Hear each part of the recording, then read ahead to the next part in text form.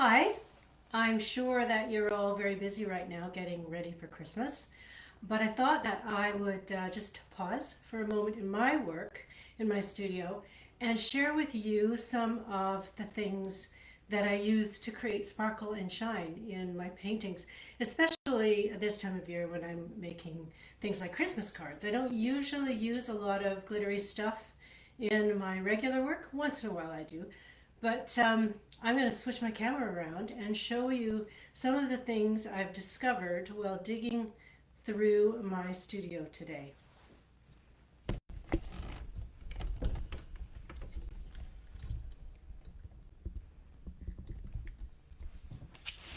Okay, so I mentioned that I really like to add a little bit of touch of sparkle, especially this time of year.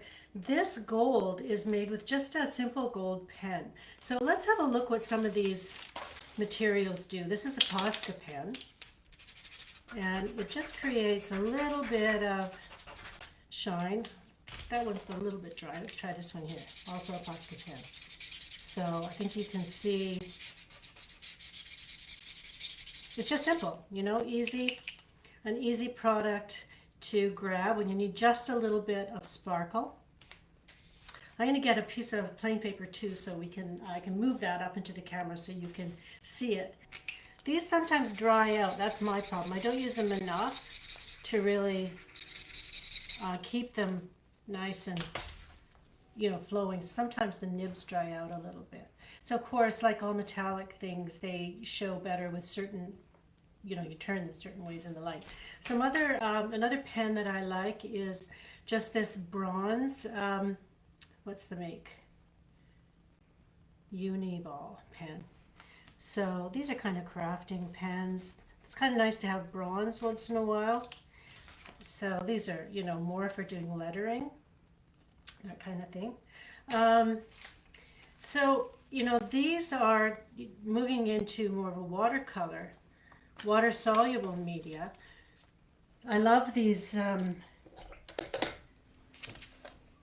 fine tech iridescent water-soluble metallics. These also come in a whole range of other shiny formula like interference and all kinds of beautiful kind of pastel colors. Doesn't really show up that clearly on this paper, but it's a water medium, so it doesn't have a lot of body. But we can move into acrylic paint. So this is a bronze fluid formula. Gorgeous. Oh my gosh, so beautiful. So let's see what that looks like. So that's got, the acrylics, the thing about the acrylics is they just have so much body and so much power. So there's the bronze. That's really gorgeous. Let's try a different one. I really like the silver as well. So now we're moving into a golden heavy body, silver acrylic. Sometimes I use this as an underpainting, especially if I'm doing something like a painting of water. I just mixed it right on the page there. Sometimes these show up a little better on dark. Let's see what it looks like on the dark here. This is a dark pastel paper.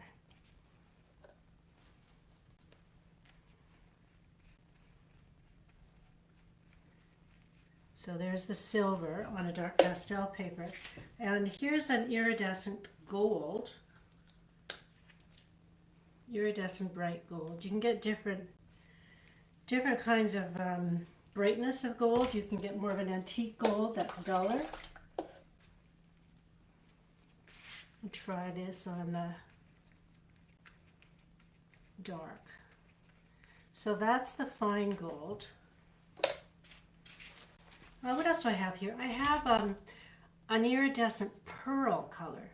So this would have more of like almost the inside of an abalone shell.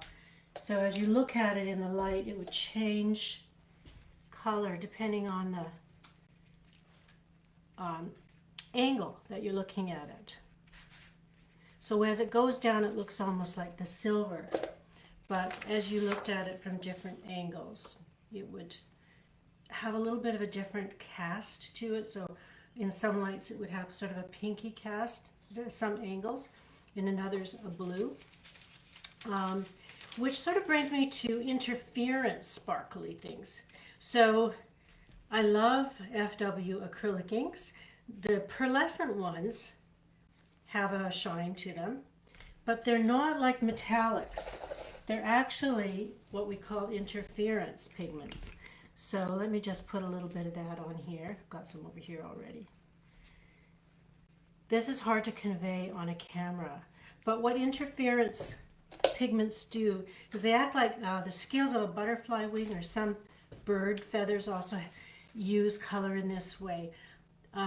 Light reflects back to the viewer, but also passes through. So you get, depending from the angle, especially the wavelength of light, you get a different appearance. You can kind of see different colors in it depending on the way you look at it.